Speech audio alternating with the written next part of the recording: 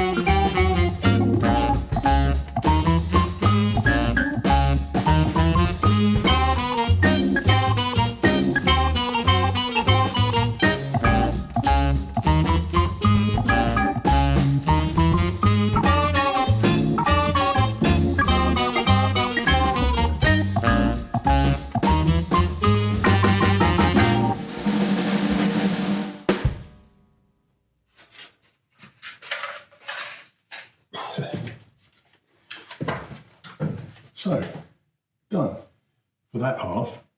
I mentioned that there was some rot over there. Come and have a look.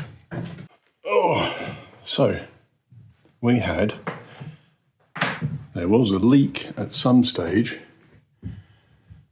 up there, and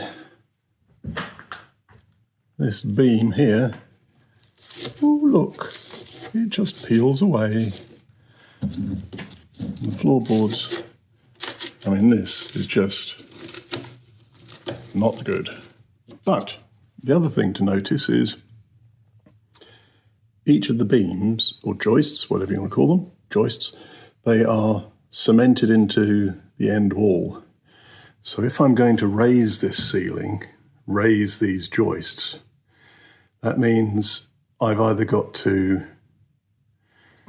cut them off and put new holes up there, higher up, or run a big joist across and then have joist hangers at regular points on it for the joists to attach to, which might be easier. So we'll have a ponder on that one and then let you know. I think what I might do is, seeing as there is already degraded floor here, I might just get a saw and cut either side here to make myself a little hatch so I can get up into the loft space. I've put a camera up into the loft space before. In fact, I did it where that skylight is and the gaps on the ceiling up there. So I took photos because I couldn't get my head up, and I can see that over there and over there, there are stacks of tiles. Now, why you would put tiles in a loft, I know that it's quite close to the roof, but you generally do the roof from the outside. Very odd. So I'll need to get all of those tiles out of the roof before I start ripping up these floorboards up here, in order to then be able to decide what to do with these joists, how to raise them. I mean, it is literally not quite a 7-foot ceiling. It is just about 7 feet. And it's only like just a hand height above my head. So I'm really not brilliantly comfortable wandering around in a room this shallow. I'd like a bit more height. And since none of these joists attach to the wall plate or are in any way affecting the wall plate, if I raise them, it's only got the joists to worry about. And there are ways and means of dealing with that. I mean, here, let me just stand up a bit more. Here you can see that each of the joists rests on top of this sort of the A-frame beam. So that beam, as it goes across, that these joists are resting on, you can see the A-frame. There it is.